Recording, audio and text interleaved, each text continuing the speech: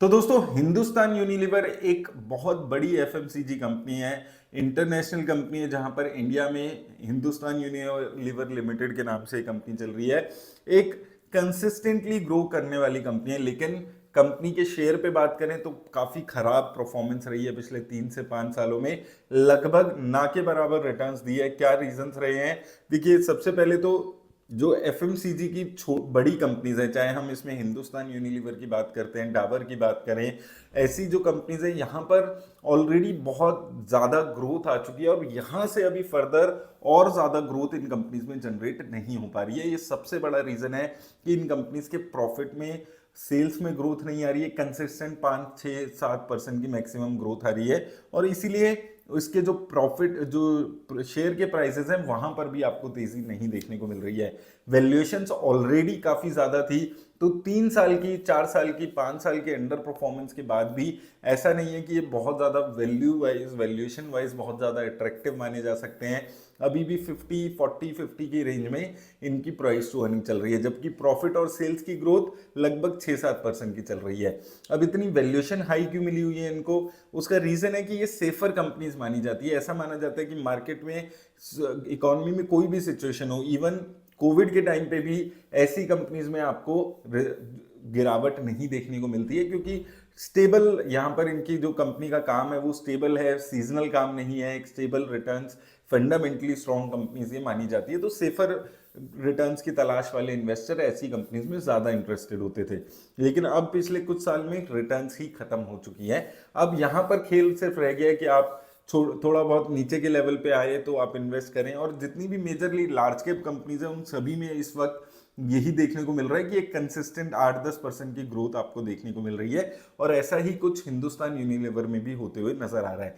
यहाँ पर अगर आप देखेंगे, अगर हम बात करें इसकी ग्रोथ की, तो आप कंसिस्टेंटली आप देख सकते हैं पिछले 2023-24 से देखें तो लगभग ना के बराबर ग्रोथ सेल्स में देखने को मिल रही है।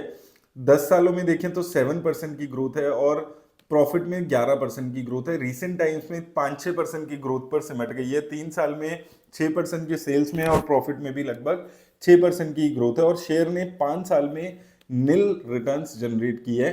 यानी कि वैल्यूएशन में थोड़ी सी राहत आई है, लेकिन उसके बाद भी 50 के आसपास की वैल्यूएशन यहाँ पर आपको नजर आएगी।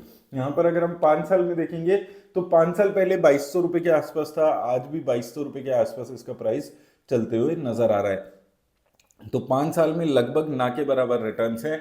अब यहां पर अगर हम देखें नीचे के लेवल्स पे बात करें, तो नीचे के लेवल्स पे 2100 2200 ये रेंज है जहां पर इसका शेयर जा रहा है, और ऊपर 23 2400 2500, और ये रेंज में आप पिछले 5 साल में भी देखेंगे तो इसी रेंज में चलते हुए नजर आ रहे हैं। नीचे 2000 तक चला जाता है, फिर 2600 2700, देन 2000, फिर 2500 2600, देन 2100, देन 2600 2800। तो ये एक रेंज बाउंड कंसोलिडेशन फेज में शेयर चल रहा है, और आगे भी अगर कोई मेजर इंप्रूवमेंट नहीं देखने को मिलती है, कोई मेजर एक्विजिशन उस टाइप की लेवल से कोई नहीं देखने को मिलती है, तो ऐसे ही कंसिस्टेंट आपको यहाँ पर देखने को मिल सकता है। तो नीचे के लेवल अगर आते हैं 2100 2200 तो एक अच्छा सपोर्ट है, वहां पर आप देख सकते हैं इन शेयर्स को। और ऊपर के लेवल पे 2500 2600 2700 की रेंज में आप यहाँ पर ऊपर ज्यादा सपोर्ट बना रहे हैं, और ये शेयर अभी इसी चीज पे ज्यादा यहाँ पर करने वाले हैं, क्योंकि बहुत ज्यादा बेस बन चुका है ऑलरेडी। बहुत बड़ी कंपनीज ये बन चुकी है। लगभग 5 लाख करोड़ की मार्केट कैप की ये कंपनी है, 60,000 करोड़ का रेवेन्यू है। तो वहां से अभी जो ग्रोथ है वो थोड़ी सी धीरी होती हुई नजर आ रही है। तो इन चीजों को आपको ध्यान में रखना है अगर ऐसी किसी कंपनी में आप इन्वेस्ट कर रहे हैं। बहुत ज्यादा जल्दबाजी करके, एक्साइटमेंट में आके ऐसी कंपनी में इन्वेस्ट करने का कोई मतलब नहीं बनता है। लेकिन याद रखिएगा, सिर्फ ये मेरी पर्सनल व्यूज हैं, किसी भी तरह की इन्वेस्टमेंट की राय वीडियो नहीं देती है।